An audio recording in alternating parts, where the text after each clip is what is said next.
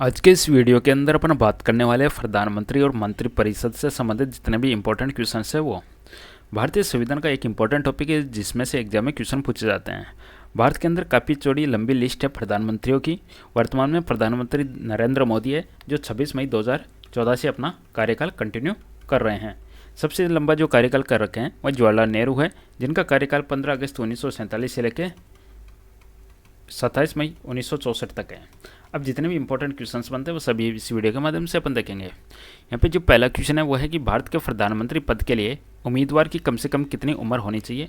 तो इसकी योग्यता से संबंधित जो भी प्रावधान है उसके अंदर प्रधानमंत्री के लिए 25 वर्ष रखा गया है और लोकसभा का चुनाव लड़ने के लिए किसी भी व्यक्ति को कम से कम आयु होनी चाहिए 25 वर्ष और राज्यसभा का चुनाव लड़ने के लिए आयु होनी चाहिए 30 वर्ष। ये आप लोगों को यहाँ पे ध्यान में रखना है।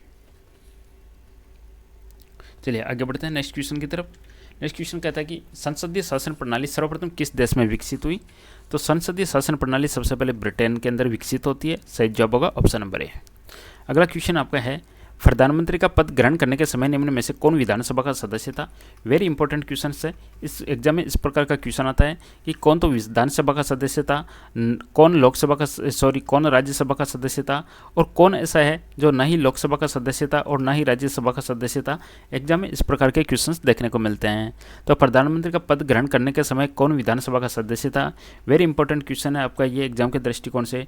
इस क्वेश्चन का सही जवाब बनेगा आपका HD देवगौड़ा। आपका इस क्वेश्चन का राइट आंसर बनेगा HD देवगौड़ा। पद ग्रहण करते समय विधानसभा का सदस्य थे। नेक्स्ट क्वेश्चन आपका है कि भारतीय संविधान के निम्न प्रावधानों में से कौन सा प्रावधान मंत्रिपरिषद की नियुक्ति तथा पदच्युति को विवेचित करता है। तो देखिएगा एक वेरी इंपॉर्टेंट है, मैं आपको आर्टिकल बता देता हूँ। यहाँ पे एक तो आर्टिकल 74 आपको ध्यान में रखना है। आर्टिकल 74 क्या कहता है, संविधान के अनुच्छेद 74 के अनुसार क्या होता है, राष्ट्रपति होता है, उसको अपने कार्य करने के लिए और सलाह देने के लिए एक मंत्रिपरिषद की मंत्रिपरिषद की रिक्वायरमेंट होती है और जिसका प्रधान कौन होता है, प्रधानमंत्री होता है। ये तो कहता है आपका आर्टिकल 74 दोबारा से बता देता हूँ। यानी राष्ट्रपति को सलाह देने के लिए एक मंत्रिपरिषद होगी और उसका प्रधान होगा वो प्रधानमंत्री होगा। ये तो कहता है 74। अब 75 क्या कहते हैं, 75 के अनुसार क्या होता है, प्रधानमंत्री की नियुक्ति राष्ट्रपति करेगा।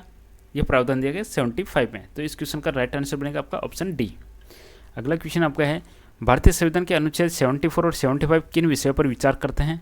तो ये दोनों के दोनों मंत्रिपरिषद के ऊपर विचार करते हैं और मंत्रिपरिषद का जो प्रधान होगा वह प्रधान कौन होगा, वह होगा प्रधानमंत्री होगा।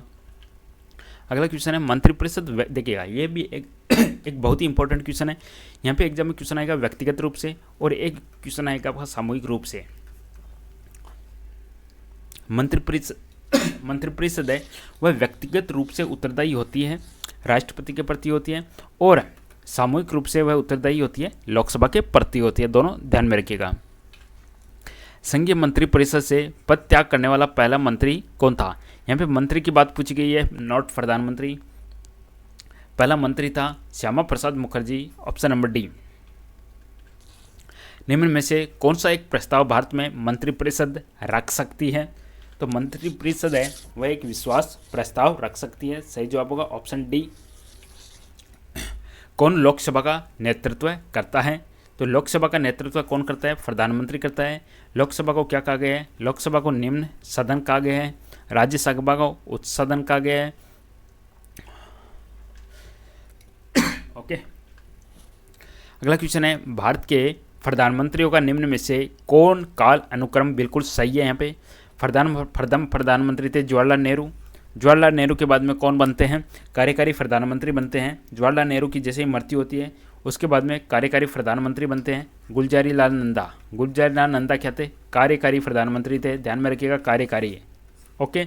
और जवाहरलाल नेहरू के बाद में प्रधानमंत्री बनते हैं कार्यकारी प्रधानमंत्री गुलजारी लाल नंदा होता है। लेकिन नेक्स्ट जो इलेक्टेड प्राइम मिनिस्टर है वह है लाल बहादुर शास्त्री। ऑप्शन में नहीं है। उसके बाद में है इंदिरा गांधी बनती है और इंदिरा गांधी के बाद में है मोरारजी देसाई। तो इस तरीके से मेरा यहाँ पे करेक्ट आंसर बनेगा 2 1 3 4। ऑप्शन सी मेरा करेक्ट आंसर बनेगा। अगला क्वेश्चन आपका प्रधानमंत्री कौन बनता है। तो प्रधानमंत्री लोकसभा के अंदर बहुमत दल का नेता होता है। लोकसभा बोले तो निम्न सदन में बहुमत दल का नेता होता है। अगला क्वेश्चन है भारत के प्रधानमंत्री का पद क्या है। देखिएगा राष्ट्रपति हो, प्रधानमंत्री हो, उपराष्ट्रपति हो, ये जितने भी पद हैं इनको संविधान के द्वारा पहले से ही सर्जित है, ये संविधान द्वारा सर्जित है। और संविधान कब लागू होता है? 26 जनवरी 1950 को लागू होता है, यानी पहले दिन से ही ये सभी पद इसमें रखे गए हैं। किस प्रधानमंत्री ने एक बार पद से हटने के पश्चात दोबारा पद संभाला था? तो यहाँ पे आंसर बनेगा इंदिरा गांधी है। उन्होंने एक बार पद से हटने के बाद में, यानी एक बार इनका कार्यकाल था 1966 से लेके 1977 तक इनका कार्यकाल था, और इसके बाद में इनका दूसरा कार्यकाल आता है, वो आता है 80 के लगभग आता है, 80 से 84 के जो दंगे होते हैं उस समय आता है। चलिए नेक्स्ट क्वेश्चन आपका, प्रधानमंत्री का शपथ ग्रहण करने के समय राज्यसभा का सदस्य कौन था? वेरी इंपॉर्टेंट क्वेश्चन है। पहला जो आपका क्वेश्चन आया था वह आया था विधानसभा का सदस्य कौन था। पहला क्वेश्चन था विधानसभा का सदस्य कौन था, और अब की बार पूछा गया राज्यसभा का सदस्य। तो राज्यसभा की अपन बात करेंगे तो श्रीमती इंदिरा गांधी है, प्रधानमंत्री के शपथ ग्रहण के समय में राज्यसभा के सदस्य थी। अगला क्वेश्चन है, लोकसभा का विश्वास मत प्राप्त किए बिना ही प्रधानमंत्री पद पर कार्य करने वाला पहला व्यक्ति कौन है? Very important. देखिएगा, लोकसभा का विश्वास मत प्राप्त नहीं किया लेकिन प्रधानमंत्री पद पर कार्य करने वाला वह व्यक्ति है चौधरी चरण सिंह है। ऑप्शन नंबर है चौधरी चरण सिंह। इंदिरा गांधी दूसरी अवधि के लिए प्रधानमंत्री कब बनी? तो 80 से 84 के बीच में बनी दूसरी बार प्रधानमंत्री। तो आंसर बनेगा इसका ऑप्शन नंबर है 80 से। पहली बार बनती है वह 66 से 77 के बीच में बनती है। चलिए नेक्स्ट क्वेश्चन की बात करेंगे अपन। अविश्वास प्रस्ताव के कारण सर्वप्रथम किस प्रधानमंत्री को अपने पद से त्यागपत्र देना पड़ा? तो अविश्वास प्रस्ताव के कारण सबसे पहले देना पड़ा मोरारजी देसाई को। ऑप्शन नंबर है मोरारजी देसाई। प्रधानमंत्री पद पर सर्वाधिक समय तक कौन आसीन रहा? तो सबसे ज़्यादा समय तक जवाहरलाल नेहरू रहे हैं, और सबसे कम समय तक रहे हैं अटल बिहारी वाजपेयी। सबसे ज़्यादा समय के लिए जवाहरलाल नेहरू। निम्न में से किसने 2 बार कार्यकारी प्रधानमंत्री के पदभार ग्रहण किया? 2 बार कार्यकारी प्रधानमंत्री, यहाँ पे शब्द आया एक कार्यकारी, तो कार्यकारी के रूप में काम किया है गुलजारी लाल नंदा ने किया है। गुलजारी लाल नंदा ने 2 बार काम संभाला है प्रधानमंत्री का। सबसे कम उम्र में प्रधानमंत्री पद पर आसीन होने वाले व्यक्ति कौन है? सबसे कम उम्र के अंदर है राजीव गांधी। सबसे कम उम्र में राजीव गांधी प्रधानमंत्री बने। अगला क्वेश्चन आपका है, प्रधानमंत्री पद से पद त्याग करने वाले प्रथम व्यक्ति कौन है? सबसे पहला व्यक्ति है मोरारजी देसाई। Option C Morarji Desai. अगला क्वेश्चन, लोकसभा चुनाव में पराजित होने वाली प्रथम प्रधानमंत्री है। देखिएगा, लोकसभा चुनाव, कोई प्राइम मिनिस्टर है, लोकसभा चुनाव लड़ रही है और वह हार जाती है, तो वह कैंडिडेट है इंदिरा गांधी। लोकसभा चुनाव में पराजित होने वाली प्रथम प्रधानमंत्री इंदिरा गांधी। भारत के प्रथम सिख प्रधानमंत्री मनमोहन सिंह है। 2004 से 2014 के बीच में प्रधानमंत्री रहे। अगला क्वेश्चन है, अभी तक पद पर रहते हुए कितने प्रधानमंत्रियों की मृत्यु हो गई है? तो अब तक 3 प्रधानमंत्रियों की मृत्यु हो चुकी है। एक है जवाहरलाल नेहरू जी है, दूसरे है लाल बहादुर शास्त्री जी है, और तीसरे है इंदिरा गांधी। नेहरू, शास्त्री, गांधी। क्वेश्चन नेक्स्ट आपका, भारत का वह प्रधानमंत्री जिसने एक सांसद की हैसियत से संसद के उन सभी संयुक्त अधिवेशनों में उपस्थिति दर्ज कराई जो स्वतंत्र भारत के इतिहास में अब तक संपन्न हुए। तो जितने भी अधिवेशन हुए उन सब के अंदर उपस्थिति दर्ज करवाने वाले हैं Atal Bihari Vajpayee. Option D. Question next, Congress द्वारा समर्थन वापस लिए जाने के कारण ही त्यागपत्र देना पड़ा। जैसे जैसे कांग्रेस ने अपना समर्थन वापस लिया तो तीनों को ही अपने पद से त्यागपत्र देना, चौधरी चरण सिंह, चंद्रशेखर एंड HD देवगौड़ा, तीनों को अपना पद से त्यागपत्र देना पड़ा। वह प्रधानमंत्री कौन था जिसे संसद ने मतदान द्वारा पदस्थ कर दिया? तो वह थे VP सिंह थे, विश्वनाथ प्रताप सिंह थे। क्वेश्चन नेक्स्ट, मंत्रिमंडल तानाशाही का विचार किसकी देन है? तो यह विचार है म्यूर की देन है, म्यूर। क्वेश्चन नेक्स्ट, सामूहिक। देखिएगा, पहला जो क्वेश्चन आया था वह था व्यक्तिगत रूप से किसके प्रति उत्तरदायी होती है, और अब की बार आपसे पूछा है सामूहिक रूप से। तो सामूहिक रूप से होता है लोकसभा के प्रति। Option C. ऐसे प्रथम प्रधानमंत्री जिनके विरुद्ध लोकसभा में अविश्वास प्रस्ताव लाया गया। पहला प्रधानमंत्री कौन है? सबसे पहले किसके खिलाफ अविश्वास प्रस्ताव लाया गया? तो वह है जवाहरलाल नेहरू। मंत्रिपरिषद में कितने स्तर के मंत्री होते हैं, जैसे कोई स्वतंत्र मंत्री होता है, कोई राज्य मंत्री होता है, कोई कैबिनेट मंत्री होता है, तो इस प्रकार से टोटल कितने प्रकार के इसमें मंत्री होते हैं। आंसर बनेगा इसका 3 प्रकार के इसमें मंत्री होते हैं, 3 प्रकार के, कैबिनेट मंत्री, राज्य मंत्री, एक उपमंत्री। नेक्स्ट क्वेश्चन आपका है, अब तक लोकसभा में प्रस्तुत अविश्वास प्रस्ताव सर्वाधिक बार किस प्रधानमंत्री की सरकार के खिलाफ रखे गए। तो सबसे ज़्यादा अविश्वास प्रस्ताव है वह रखे गए इंदिरा गांधी के खिलाफ। नेक्स्ट क्वेश्चन है, स्वतंत्र भारत की प्रथम मंत्रिपरिषद में प्रधानमंत्री सहित कुल कितने सदस्य थे। तो देखिएगा कुल सदस्य थे 36 सदस्य थे। एग्जाम में आपका एक क्वेश्चन और पूछा जाता है कि मंत्रिपरिषद है उसमें मैक्सिमम कितने परसेंटेज मंत्री रह सकते हैं इंक्लूडिंग प्रधानमंत्री। तो लोकसभा की जितनी भी सीट्स होती है उसका 15% से ज़्यादा नहीं हो सकता। ये इंपॉर्टेंट क्वेश्चन है। अगला क्वेश्चन आपका है, प्रधानमंत्री की नियुक्ति कौन करता है। तो ऑब्वियसली नियुक्ति की जाती है राष्ट्रपति के द्वारा। अगला क्वेश्चन, भारतीय संविधान के अनुसार तथ्यात्मक संप्रभुता निवास करती है किसमें। तथ्यात्मक संप्रभुता निवास करती है प्रधानमंत्री में। प्रधानमंत्री का पद ग्रहण करने के समय निम्न में से कौन संसद के किसी भी सदन का सदस्य नहीं था। वेरी इंपॉर्टेंट क्वेश्चन, किसी भी सदन का सदस्य नहीं था तो वह था पीवी नरसिम्हा राव। पीवी नरसिम्हा राव किसी भी सदन का सदस्य नहीं था। क्वेश्चन है, किसने प्रधानमंत्री को समकक्षों में प्रथम कहा है। यह भी इंपॉर्टेंट है। किसने कहा है, तो आंसर बनेगा इसका मोरल्ले ने कहा है। Option number A मोरल्ले।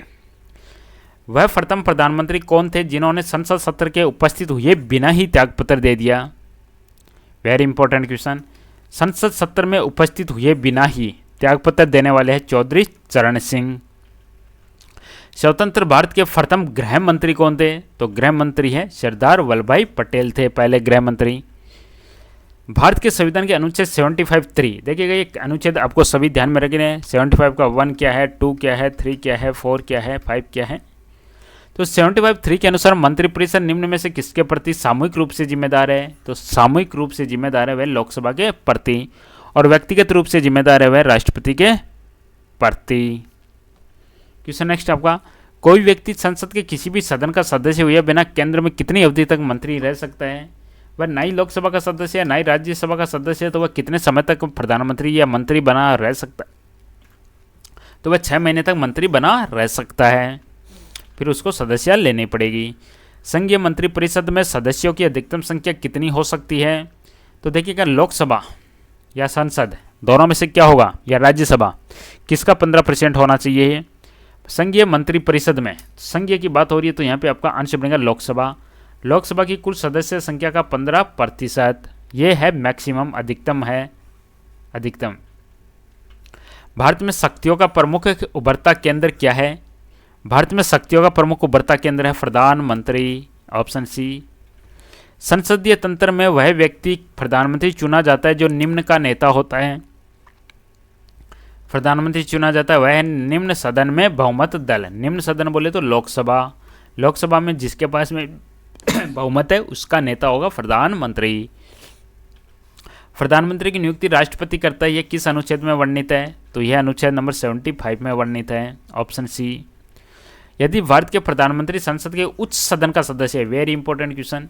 यदि प्रधानमंत्री मोस्टली क्या होता है, लोकसभा का सदस्य होता है, लेकिन यदि राज्यसभा का सदस्य है, प्रधानमंत्री राज्यसभा का सदस्य है, तो क्या होगा, तो वे अविश्वास प्रस्ताव की स्थिति में अपने पक्ष में वोट नहीं कर सकते। अविश्वास प्रस्ताव के केस में अपने पक्ष में वोट नहीं कर सकते। भारत का प्रधानमंत्री किसका अध्यक्ष होता है। तो ऑब्वियसली जो भी सत्ता दल है उसका अध्यक्ष होता है, सत्ता दल का अध्यक्ष होता है। देखिए इसमें हमेशा ही नहीं होता है, यहाँ पे लिखा है हमेशा। आंसर बनेगा इसका ऑप्शन नंबर ए। नेक्स्ट क्वेश्चन आपका, जवाहरलाल नेहरू के निधन के पश्चात किसने प्रधानमंत्री पद ग्रहण किया। तो गुलजारीलाल नंदा है, ये कार्यकारी प्रधानमंत्री बने थे। कार्यकारी प्रधानमंत्री गुलजारीलाल नंदा। प्रधानमंत्री पद पर किसी एक कार्यकाल के लिए सबसे कम समय के लिए कौन आसीन रहा। तो सबसे कम समय के लिए अटल बिहारी वाजपेयी रहे थे, मात्र 13 दिन रहे थे, 13 दिन। क्वेश्चन नेक्स्ट है, प्रथम गैर कांग्रेसी प्रधानमंत्री कौन बने। मोरारजी देसाई। इसी के साथ में छोटा सा सेशन में यहीं पे समाप्त करता हूँ। वीडियो पसंद आया लाइक कीजिएगा, चैनल को जरूर सब्सक्राइब कीजिएगा, घंटे के निशान को दबाया लीजिएगा, नहीं दबाया तो आपका बहुत बहुत धन्यवाद। Thank you.